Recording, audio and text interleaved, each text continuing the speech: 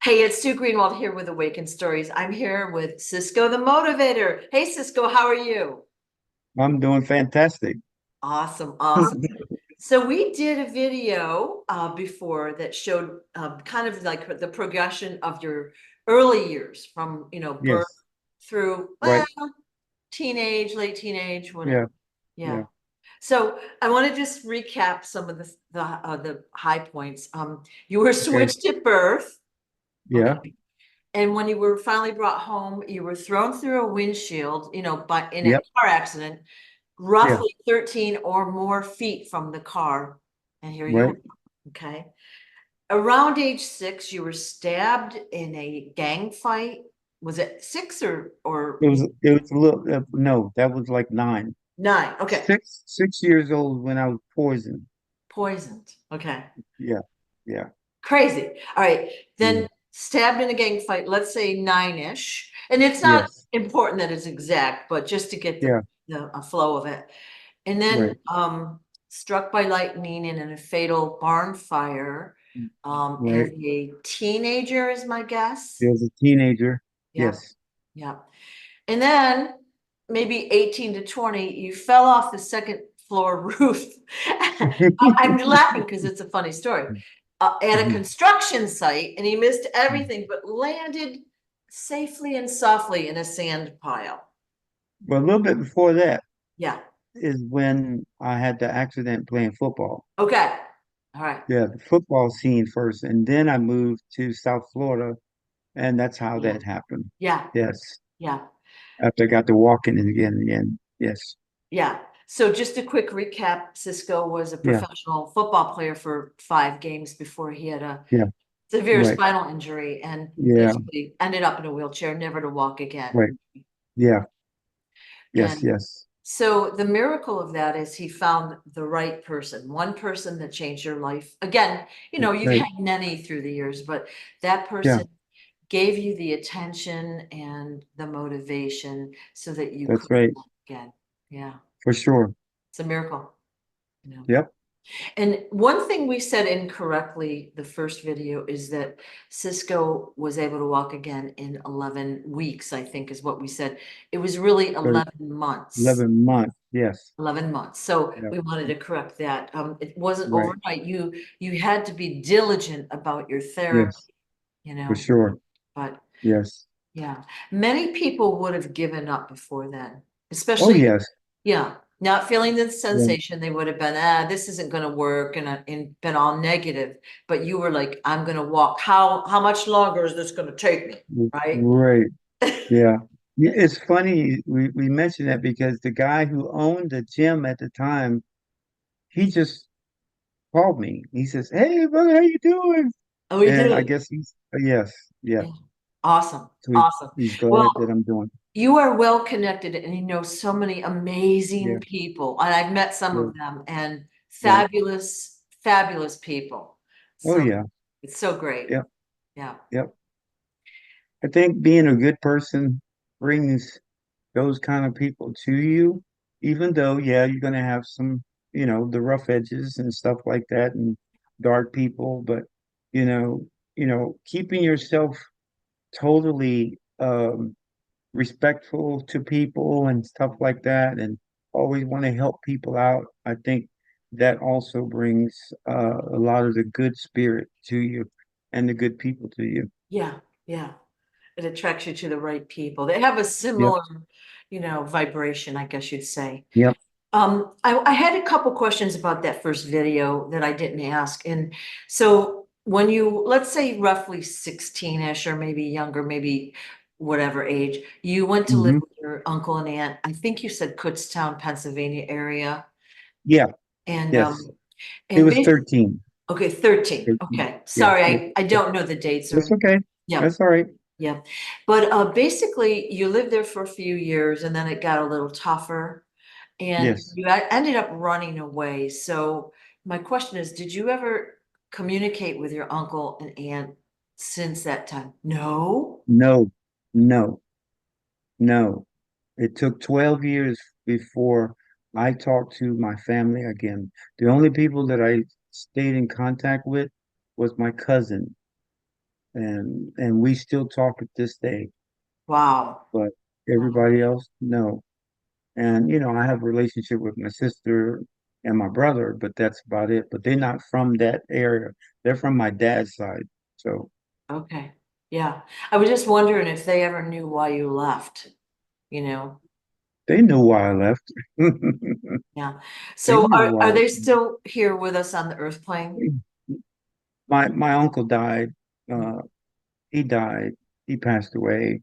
And then my aunt Emma, not my aunt Emma, my aunt Sarah passed away. And then my mother passed away. So the only one that was left, and then Aunt Emma, she was the oldest of the brothers and sisters. Yeah. So she was the oldest, and she took care of everybody. Yeah. So yeah, she passed away. Okay. Yeah, she was more like my mother than my Yeah. mother was. Yeah. She tried to Yes. take you in and help when you Yeah. were younger. Okay. I was Right. just curious about that. And then one other thing is, I know you've had a lot of unusual experiences from the like human standpoint, all these things Hmm. happen. Have you ever had any other unusual experiences in that time frame, birth till, let's say, age 20, like unexplained things or unusual memories or recollections, like past life things or just weird things that have happened? Well, I remembered a lot from, believe it or not, I remember all the way from, 15 months old. I remember being in the living room, and my granddad was sitting in the chair. He always sit, I'm sorry, my grandmother, she always was sitting in a chair, and she would watch the soap operas. I mean, I grew up on General Hospital, One Life to Live, A Guiding Light, you know. Yeah. And so my mother went upstairs to go to the bathroom to drink. And somehow I crawled away from my grandma and crawled upstairs, 12 stories upstairs. And when I got to the top, my mom opened the door, but she opened it real fast because I guess she heard me coming. And she opened the door real fast, and it shocked me, scared me, and I fell backwards down the stairs, 12 stairs. And she ran down the stairs, and she's crying as she was running, saying, "Oh, I didn't kill my baby." And she lifted my head up, and I remember opening my eyes. And when I saw her, I laughed. She dropped my head back down and went back upstairs to the bathroom. I remember that. I remember that. Yeah. So I just crawled back to my grandma and watched television with her. Oh my golly, that's so funny, Yeah. isn't it? Yeah. Yeah. Yeah. That's one of the stories. I remember, when I was like in my threes and twos and stuff like that. My mom, uh, uh, we moved so many places because she would drink too much, and she smoked too. So she messed around and places caught on fire. I mean, we had to move, you know. I'd wake up, she'd be asleep. I'd wake up, and I had, shake her, and finally she'd wake up and we get out. But yeah, I remember, several places that we had to, we caught on fire and we had to move from there. Wow. Wow. Yeah. Yeah, so you've endured a lot just in that little chunk of time. Yes. So Yes. that's at Yes. least, we're gonna call it 5 escapes from death, at Yeah. least. And I might Yeah. be miscounting, so it's all Hmm. good. Yeah. Now, there was one story we didn't talk about. I don't know exactly where it fits into the time frame. I assume it's after you healed and could walk again. So I don't want to tell it out of Hmm. context, but don't forget that story, okay? Because that's Yeah. Yeah. Yeah. a pretty wild story. Right. So Yeah. after you healed your back and could walk again, like your chiropractor friend basically recommended martial arts. And it Yes. sounded like you had tried that maybe a little bit in your teenage years, but can you tell us what happened then? Yeah. I tried it again. I tried it first um in my younger years, and but I didn't really stay into it because I didn't have the money to do it, and Yeah. and so I dipped and dabbed when I could, and I stayed dancing. I always could dance, and I played sports, all the sports, so that kept me active. But when after that happened, he told me I should get into martial arts, and that would help me get my muscles and everything, back, in shape and everything. Yeah. And so that's what I did. I went and I joined the martial arts school. Okay. Right. And it sounds like you threw yourself right into it. You just really got so Yeah, passionate. Yeah. he said, well, the thing was, the first time I went to the one place because everybody was telling me I need to go to him. And I went to him and he said, "What do you want to do?" I said, "The only thing I knew what to say was I want to learn how to fight." I didn't tell him like, what had happened to me and I just need to get in shape or whatever. I said, "I want to learn how to fight." I walked in and saw these guys sparring and stuff like that. I said, "I want to learn how to fight." He said no. He told me no 3 times. I went back to him. He told me no 3 times. So finally, I thought about it and something said, "You need to change your wording." Mm. So I went back to him and I said, "I want to learn how to defend myself. Ah. Get in line." He said, "Okay, get in line." And he was my first, to me, he was my first instructor because he Right. really taught me discipline. He didn't teach me to fight at all at that time because he said, "That's not what you need." He taught me the importance of being a good person, and how to defend myself. He didn't really teach me how to spar and all that stuff. And so he taught me weapons. I started doing demonstrations. I caught on fast, and when I learned how to do nunchuckers, I wanted to learn how to, and I took my dancing and developed it, how to use them with my Ah. dance. Yeah. So then people said, "You need to perform." So that's good, man. People need to see that stuff. And so that's what I did as well. So I was doing all of that. I was moving really fast. And then it got to the point where other kids were saying, "Man, you need to teach me, you know. And then it got to the point where as I got to my purple belt, I got to a purple belt. I must have had about 75 students. Yeah, yeah, N- yeah. And so the instructor came up to me, he says, what you doing?" I said, "What do you mean?" He says, "There's a lot of kids been talking about you and saying you teaching them karate." I'm like, "Well, I've been working with the other people. Yeah, I've worked with people." He says, "Well, you're doing a good job, so keep it up." I'm like, "Okay." So I just kept on doing it. Now at that point, did you have your own, space, your own studio, or were you still using the gym where you used to work? No, I wasn't using the gym where I was using to work. This guy named, oh my God, Mr. Winters. Mr. Winters called me in one day and he says, because I was training a lot of the kids around back of the fitness center, okay?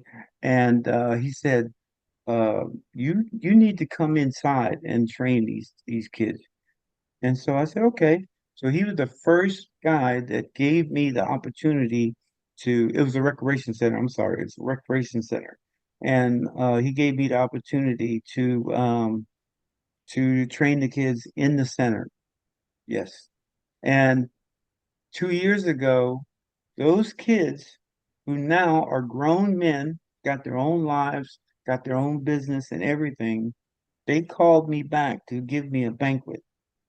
Mr. Winters showed up and I awarded him a black belt.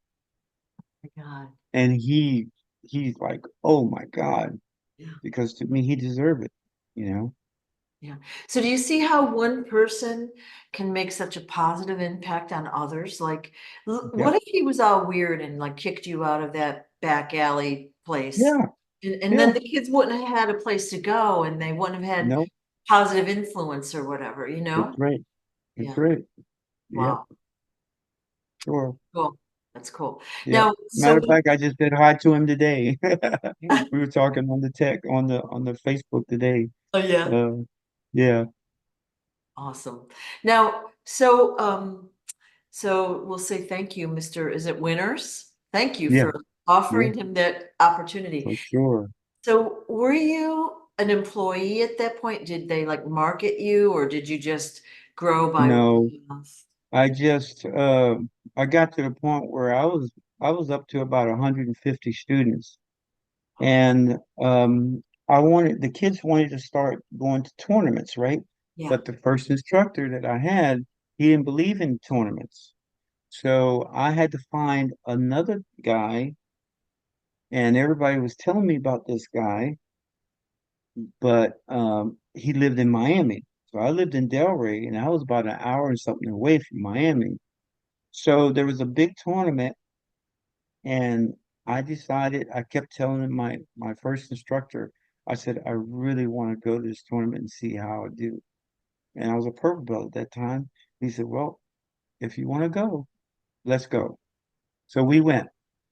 And it was one of the biggest tournaments in the state of Florida because you don't know about this guy, but his name was Mike Foster. He's like the father of Florida, of the martial arts of Florida. And he's tall, real big guy. And so I fought, and I was a purple belt. So I fought in brown belt division because they wouldn't let me fight any lower. So brown belt is just under black belt. So I had to go in brown belt division, and I fought this guy named Jesse B. And this guy had muscles like I'm telling you, he could have been Mr. Olympia. He was so huge, and but he could fight. He had beat everybody else, and I had beat everybody else, and him and I had to go against each other. And he beat the snot out of me. I'd never been beaten like that before because I was a good street fighter and everything, yeah. but in the martial arts and then my first tournament, and this guy beat me. So afterwards, I went up to him. I said, man, who is your instructor? And he pointed to this guy. And I went over and I talked to him and I said, look, I have about 150 students and I want to do what you doing. I said, you train people really well. And I really didn't know who I was talking to, but this guy was big too. He was awesome. And he said, okay. So I introduced him to my instructor, and they talked and everything. And he talked to me, and he says, "Do you really want to do this?" I said, "Yeah." So they said, "Okay, what we'll do is we'll merge my school with your school." And we'll come up to Delray, and I'll bring a group of fighters and my students with me to train your people to learn how to spar and everything so they can go to tournaments and everything and compete. So that's what we did. And that worked out really well, which is Nisi Goju was the style. And so he that's where I became famous, because I got my black belt under him. And he told me it took me 5 years before he gave me my black belt. And everybody in other schools and other instructors were saying, why are you keeping him a brown belt for so long? And he said, because by the time he becomes a black belt and he starts competing, I want him to keep on winning. I want him to be used to winning work. When he becomes a black belt, it's just a natural thing for him. And sure enough, when I finally got my black belt, I kept on winning and winning and winning. In 1978, I won the first U.S. Open, which was the world's tallest trophy, 9 feet 7 inches tall. Um, and everybody was like amazed how do you get that thing home? Yeah. And it's funny, I drove a Vista Cruise station wagon to the tournament. So when I won it, the base of it was on my dashboard, and it was still sticking out the window in the back. Oh my golly. Yeah, Do you still yeah. have that trophy? Oh yeah. Well, it's in the uh museum, martial arts museum in Sugar, Sugar, what is it? Sugar something, Texas. Yeah, yeah. Matter Wow, of fact, I have to go there this year again because they want to award me another award. I don't know what it is. But wow. because I did so much in the martial arts, they always come up with something different that they want to award me with. So I was like, okay, yeah, So you're gonna go down to Texas for an award. yeah, yeah. What is that? And and then next month, June the first, July 1st, I have to go to US Open because I'm the only martial artist in 6 decades have won that tournament, and they want to give me an award. That's so exciting. Well, I then know. these videos are coming out at a really good Yeah, time. So people get to yeah, know really your background. yeah, It wasn't like you were just like handed this or whatever. You had yeah, to work hard. yeah, Like, for sure. you had no resources as a kid, no support, Nope, no nope, guidance. nope. And it's just pure coincidence, A, that Yeah, you're here, and B, that right. you found your passion, which one of many Yeah, passions. yeah, yeah. So, Well, my mother, she put me through a lot of heartache, but she also taught me a lot of things. And she always told me, because I didn't have a dad, I never had a man figure in my life. So she said, Father, God is your father. right, right. Follow him. Yeah. And so when I prayed at night, I always, asked him for things. And I asked him and I prayed for my mom and all that stuff. So it's it's so common for me to, you know, look at him like he's my father because I didn't have no man in my life. Right, right, So, right. And one of the things I wanted to point out to people is that you don't walk around with an aggressive attitude. Like, like how to fight and defend yourself and do all this stuff, but you're not like, you're a very laid back, respectful, mellow person, quiet person. So you're not out there like kind of like beating your chest. Oh, I can do this, I can do no, that. And you're no, not ever like even looking for a fight.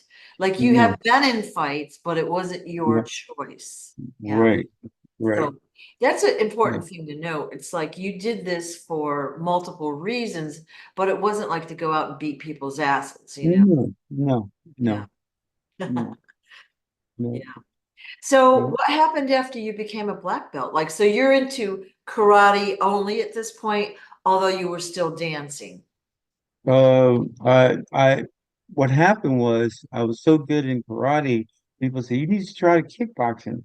So I dipped and dabbed in kickboxing as well. And I fought uh, shoot fighting, which is a international sport, and I fought full contact. Now, full contact is almost like a wrestling match, but it's like a wrestling match, but you can kick and punch any part of the body. It's not like UFC. Now they have rules that, well, you can't do this, you can't do no. Full contact wasn't hardly any rule. So, yeah, that's rough. That was rough. And then I did a couple of bare knuckle competitions as well, but I didn't want my face bashed in, so I was like, you know what? I'm not going to play that sport too much. I'm going back. I'll go back and do my full contact and my kickboxing and my Yeah, martial arts. yeah.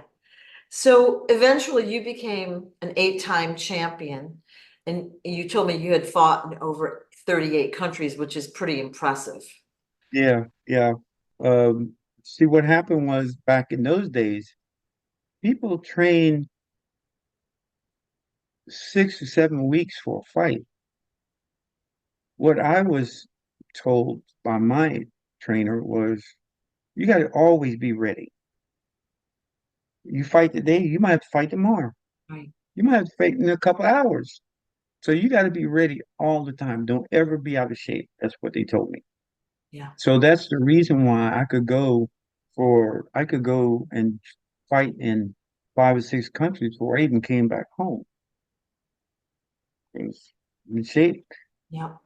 A fight is just it's just like being, training. Each time you fight, you're still training. Right. Right. You're training to be better every day. So yes. So pretty much every day of your life then, since then, you've been working at this, trying to improve, keeping in shape. So you're never not in shape, is what you're saying. You- Yeah. I would say for the last 15 years, Yeah. that's when I slowed down, because I didn't want to fight anymore. And then I was also doing movies, and I became a stuntman and choreographing stunts and fighting scenes in movies and stuff like that. So I kind of like let the fighting go and went into the movie direction. Um, and yeah, Yeah. but I Okay. kept myself in shape. Yeah, So, but so not in fighting shape. during this time of you were training, your boys, your students, whatever they were, Hmm. karate. You were teaching them martial Right, arts, karate. right. And Yeah. was it also kickboxing at that point too? You're teaching that. Well, see, the other thing too is my instructor was different from most instructors. We didn't just do karate. We did boxing. Okay. Sometimes we go to boxing gyms and spar, just boxing. Or we went to um, boxing, boxing events and box. Okay. I got good enough where I fought Ewing Grant. I don't know if you ever heard about him, but he was the super middleweight champion years ago in 1985. I fought Ewing Grant back in um 85. Yes, 85, 1985. And so I didn't just fight martial arts. I didn't just fight kickboxing. I was doing it all. All right. All right. So you were also doing personal training at that point. So it all Yeah. kind of meshes in with fitness. And Yes. I'm gonna just make a guess because you were a dancer, you were flexible and you had, you could move and you were very, well, let's say flexible. And then you were strong because of the fitness and the training, Yes. Right. kickboxing, boxing. It all Right. kind of contributed to your strength Yes. and your flexibility and endurance. So it was For all sure. all aspects all at once, right? For sure. Yes. Yes. Yeah. Yes. All right. So Yeah. you were training a lot of people. You were being trained. It was like that was your life. It sounds like it was your That was life. my life. That was my life. Yes. Yeah. Yeah. Yep. And one And then thing, I got then from that and doing the movies, and then I got to be a bodyguard. I started bodyguarding a lot of people. So I was always on the go. I was hardly ever home. That's the reason why now, I feel bad because my kids, my older kids, didn't really get to see me as much as home. right, right.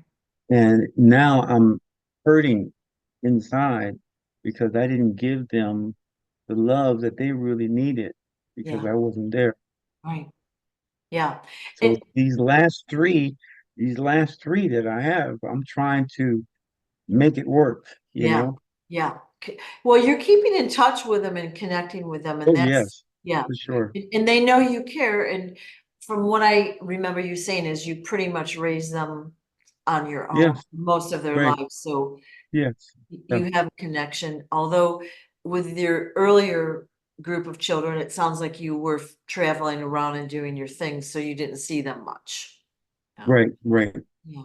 Yep. But it also sounds like they're pretty well established, like in their lives. They all, Oh, yeah. All of them doing really good, really yeah, good. yeah. Yes. Just the stories that you've told me in dribs and drabs, and I haven't heard them all, but it sounds like they're spectacular, all of them. So, Oh, all of them are good. Good kids. Yes, yeah, they're doing a great, great, great thing for them lives, yeah, yeah. So I think though, being a parent, it's not like something you can measure how they're going to turn out, how they're psychologically and well adjusted. Like you do the best you can. And of course, there's a lot of regret. Oh, I should have said this and I didn't do Yeah. this. You've done the best you can do at the time with the knowledge that you had, with the this that you had. But you just try to keep that connection going. Well, yeah, I think, because I know a lot of parents that's got kids, they'll bring them to me. They got all the money in the world, but they can't handle the kids. Because Yeah, what do they do? First thing they did was try to give the kid everything they wanted all yeah, the time. yeah, Let them have their way all the time. No, you got to have a structure. right. You have to have that structure, number one. Yeah, And if the kids know that there's a structure, they know if they get out of place that there's going to be some consequences. yeah, yeah. So that's all that I had to say to my kid. I never really had to beat him Yeah. and not spank him or anything like that because they were in the dojo with me and they saw I had to do other kids. They didn't want no part of that. I'll make them do push-ups or sit-ups or whatever, Yeah, jump rope out for, so many minutes or whatever. They didn't want all that stuff. So they did very well. They're yeah, doing good now. yeah, Yeah. yeah.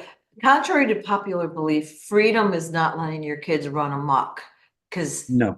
they do need a little guidance. I mean, you don't have to Yes. micromanage their lives, but a little guidance, a few rules, and a little guidance as they, stray off the path, but it's good. Yeah. And Yeah. yeah, they need to For feel sure. supported. Yes. For sure. Yeah. Yep. So did any of them follow in your footsteps and learn, like, are they into fitness, martial arts, karate, kickboxing, any of that? Um, all of them learned enough to protect themselves. Yeah. Uh, my oldest daughter, she still teaches kickboxing today, and she teaches spin classes, but she's also into entertainment, so she sings all over the world and everything. She's doing really great. Um, my oldest son, when he was 16, he won the men's uh kickboxing championship at age 16. And then he went to football and he became a professional football player. Now he's a professional coach and he Wow. teaches. He's also he's at Bethune-Cookman now. Um, so that's what he does. Yeah. So all my kids, my other child, she was number one in five categories in gymnastics when she was a kid. And so as she got older, became an adult, she has her own gymnastics team now. And she travels all over the United States Yeah. competing with the kids. Yeah. So all of them are doing well, Yeah. you know? So that's your positive influence, like Yes. you've led by example. And, even though you weren't there 24/7, they've witnessed it and they've incorporated that into their lives and that trickles down to other people. So that's Oh, yeah. really For exciting. sure. Yeah. Yeah. Yeah. Yeah. So, Yep. so you were an 8-time champion for kickboxing and then for point. Kickboxing, and then I won karate championship numerous of times. Right. Um, uh, yeah, I just, so I've been inducted in the Hall of Fame, so many times. And Yeah. right now, September 7th, eighth degree black belt of mine and myself, we will be traveling to Glendale, uh, California, and we're going to be securing and bodyguarding for the bare knuckle uh, bodyguard Hall of Fame. Okay. So you wonder, like, well, what do they need you guys for if they that bad? But, but somebody has to be in control. So yeah. Yeah. Well, you're really there for the crowd to keep the crowd in control is Oh, my, yeah. Yeah, yeah, for sure. It's not really the fighters or yeah, anything. yeah. Yeah. All right. So you're okay, so you learn to walk, you start martial arts, you start to personal train the boys, you show them karate, and then kickboxing, and then you do boxing. So you're cross training you and your group of people for, well, probably 30 or 40 years or maybe more now. Yeah. And it's been a great success for you. And of course, Yes. prior to that, you could sing, which is Yeah. like that's Right. a talent in itself, but you were also a Right. dancer. So can you Right. kind of tell us about, I know you told me you were in some of the music videos. Can you tell Right. me kind of how you transitioned from karate, kickboxing, boxing, and then started to do stuntmen, you know, acting, stuntmen, business work, and then the music videos? Like, how did that transition come along? Well, at the time, my jujitsu Hapkido instructor was in charge of all the stunts and security in the Southeast United States. So all the movies that came in the Southeast United States, he trained his students how to do stunts in movies and security. And that's how I got to learn how to do security and learn how to do stunts. And so, um, and that's how I got, into Miami Vice, 21 Jump Street, Beale Strikers, Smoking the Bandit, Funhouse, Angel City, Dogs of War, Cops of Eighth Street. And I just on and on and on, just kept working. I just kept working. I get called. Sometimes I would do two movies one time. I was doing Miami Vice and um, um, Florida Times. I go to the Florida Times 3 in the morning, and they had to dress me up. They had to put feathers all over me because I was a parrot in this movie. And so they had to dress me up looking like a parrot. And then I had to get all that off and then go to Miami Vice, and do night work for them. So it's like, just kept going, just kept going. So you were a parrot? Hmm. I did not know that. That's actually pretty funny. Um, so Mm. when you were in all these shows and movies, were you acting or were you doing stunts for them? I did stunts in most of them. Only did a couple of acting things in the the movie itself, the shows itself. Uh, So we're talking about how you got into like stunts and movies and the dancing videos and all that. And you had told me before you had trained, we'll say very famous people, and you know a yeah, lot of celebrities, and so you were just kind of offline telling me a few of those. Could you explain that again so that the viewer could hear? yeah. As the years go by and I was working, I moved to Tampa and I opened my own gym there, and I was training a lot of professional athletes, the football players, and then there's hockey players, and then you have professional wrestlers. Um, I got to train The Rock, working with The Rock. His dad brought him to my gym. I got to work with uh, uh, Don Johnson on Miami Vice, and a lot of the other actors and actresses that was on there too. There would be times when I just come on and I just go and I just train clients there. Like I wasn't working doing any stunts or anything. I would go and work with some of the guys and the ladies and stuff like that. But the good thing with Don was he had a one of his songs. He did a street scene, and he wanted me to be the lead street fighter in the video. Heart it's heartbreak, wasn't it? God, I think it was heartbreak. But he came out with a song called Heart something. Heartbreak. I think it was Don Johnson, Heartbreak. you're talking about. Yeah, Don Johnson, yes. And so he knew me from doing the Miami Vice. So he says, I want you to be in my video. So I got to do his video and stuff like that. And got to meet Phil, his partner.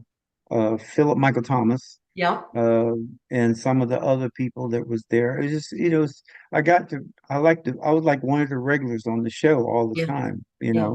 and so I got to train a lot of people, and I did uh, Little Miss Dangerously. That was the best one I like, Little Miss Dangerously, because I got to be, I was a, I was a strip dancer on the on stage in one of the shows, and this girl was whipping me with a whip.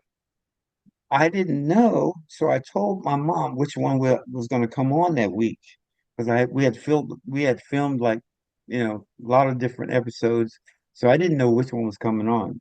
So I called my mom and told her, I said, "Look, I'm going to be shooting uh, a scene on Miami Vice, and it's going to appear this week on television." Well, she called all her church friends. This is when she stopped drinking. This is when she stopped drinking, and and she was going straight, and she's going still going to church and stuff. And so she called all her church buddies. Oh, my son's gonna be on Miami Vice. You gotta watch him.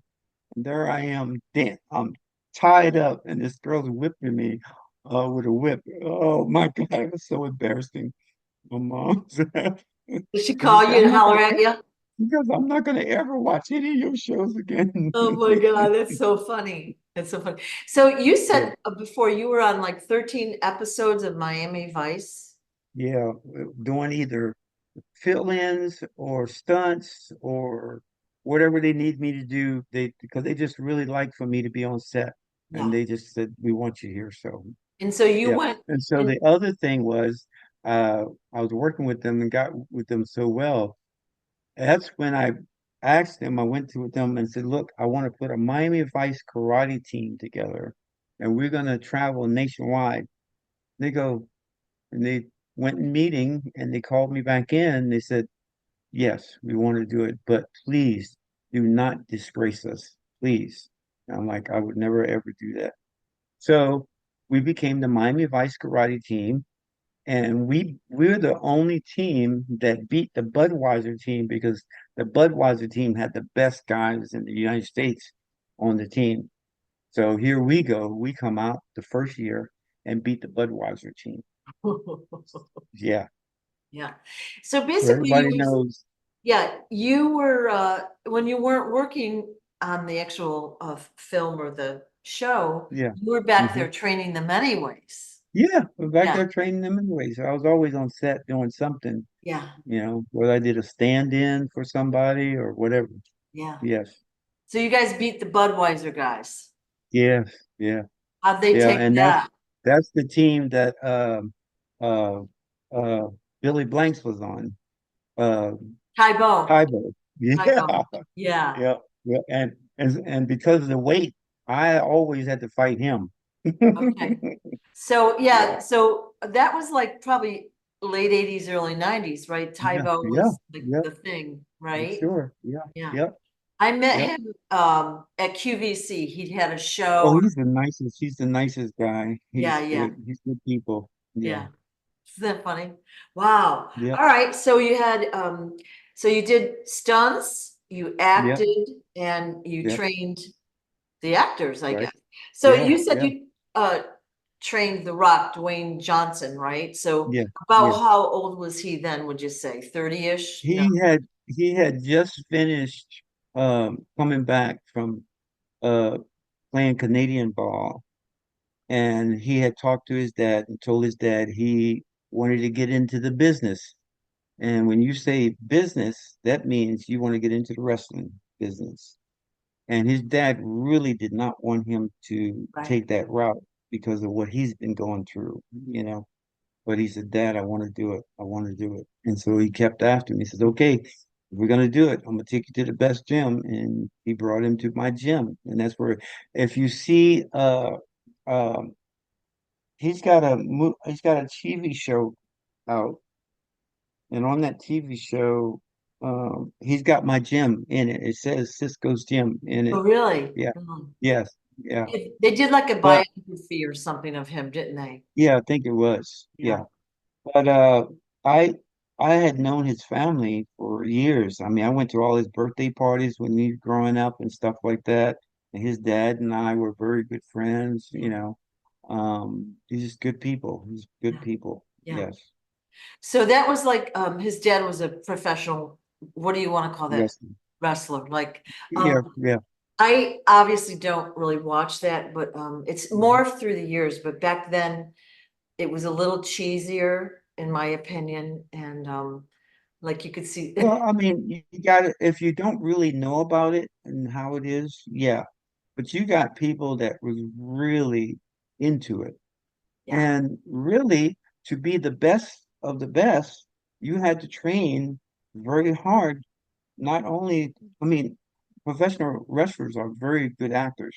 yeah, If you don't have no acting, you're not going yeah, to be good. yeah, So, and that was, I think that was the biggest thing that people have to understand, that it's an acting show, but it's a physical show, acting yeah. show. There's no question that they have to be in superb shape. Yeah, yes, for Yeah. sure. Yeah, no Yeah. question about that. And yeah, they have to know what the moves are and what's going to Yep. happen next and, Yep. trash Yeah. talk the other guy, For sure. Yep. Yeah.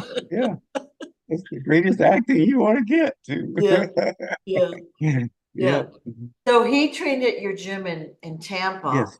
And then Uh-huh. was this while you were doing the acting in the music videos or was this I before? was still doing all that too. I was still Yeah. doing all that. Yes. Right, right. Yep. Yep. I trained on off season. I trained Testaverde, uh, his family.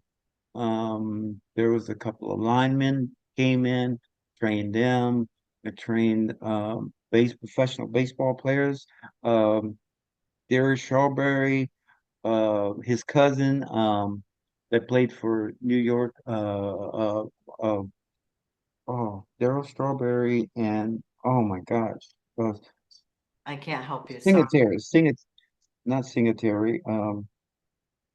But there was some New York professional players came in, and there was some other players came in, and then I worked with some hockey guys from the Lightning, and then I had a couple of guys. I met Shaq way back in when he was with Orlando, and so I would go there to Orlando, and I'd work with him some. I'd work with T Tiger Woods some. I worked with the guy that was Blade, the movie Blade. What is it? Oh, Wesley Snipes? Wesley Snipes. Yeah. Yes, Wesley Snipes. Yes, George. yeah, worked with Wesley Snipes. Yeah, Yeah. so that's it's just a lot Yeah. of people I know and stuff. Yeah, Yeah. Wow. That's very impressive. Very impressive. yeah, Now, yeah. I feel like we have so much more to tell that it would be Oh probably yeah, be a good thing to just like tell it in another video if you're yeah, okay with that. yeah, for Um, sure. and there was one story I was waiting for. I know. Oh, I know. Most people don't really want to tell their traumatic stories, and I'm sorry, but I wanted to make a point about how you've been saved so many times. So could you Yeah. tell us that story and tell us where it fits into this big picture, like where it fits chronologically, Now I got to make sure which one you really talk about. Well, I think you were in Philly Uh-huh. well, do you want me to say it? You were attacked. Yeah, Um, yeah, yeah, yeah. Um, I was always a loner. I always wanted to just do my sports and go. yeah. I didn't like hanging out with people and stuff like that.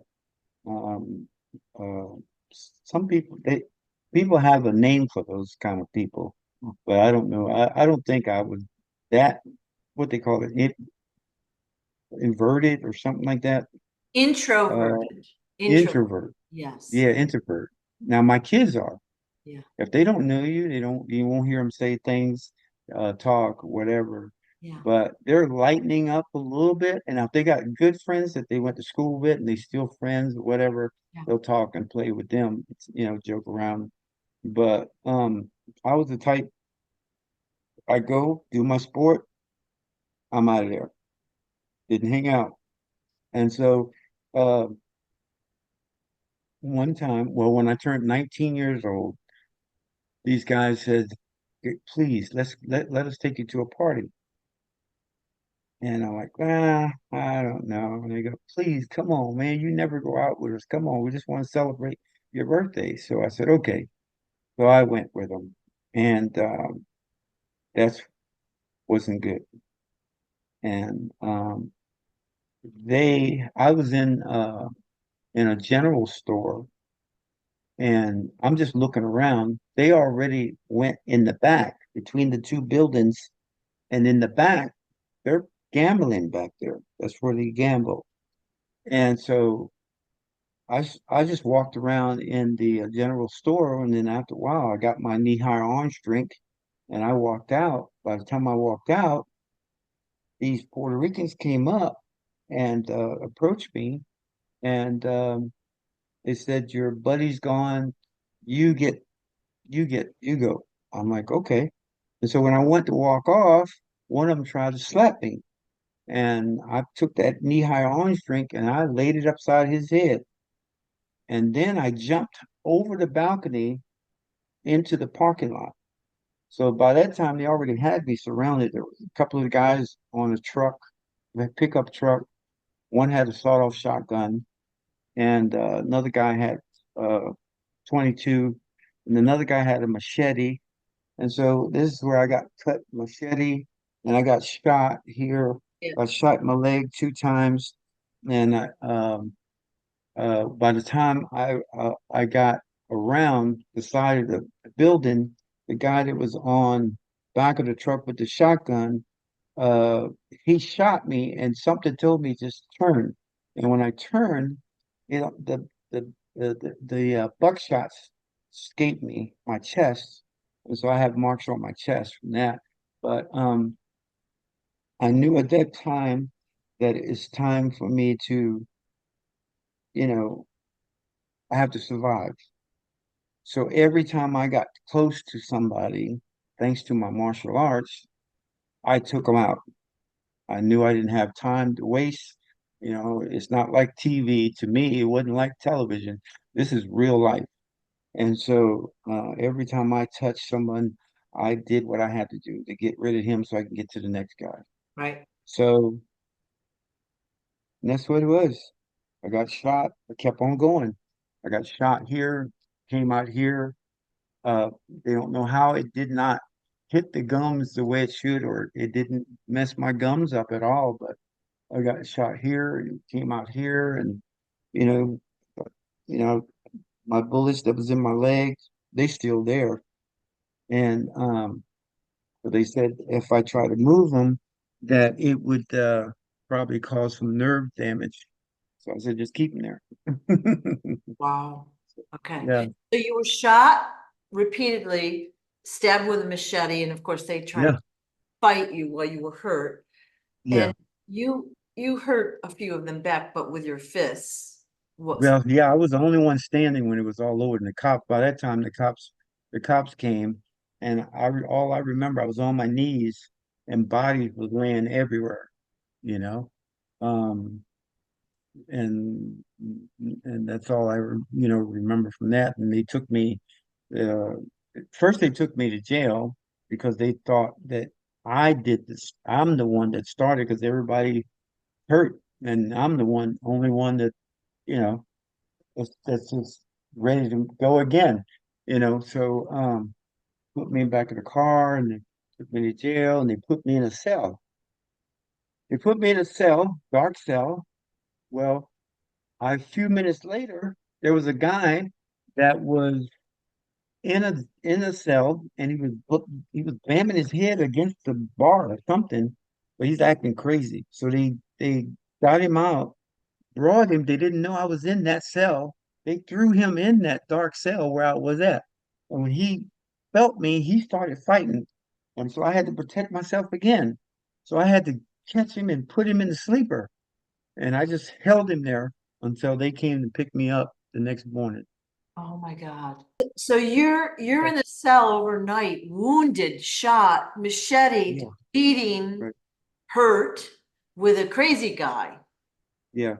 And I knew, you know, we learned in the martial arts that anytime you get hurt or whatever and you are bleeding, you want to slow your Heart rate. blood pressure down, heart rate down. So, and that's what I tried to do until they, you know, threw him in there with me. So I had to put him to sleep real quick so I can continue to take, be easy and everything.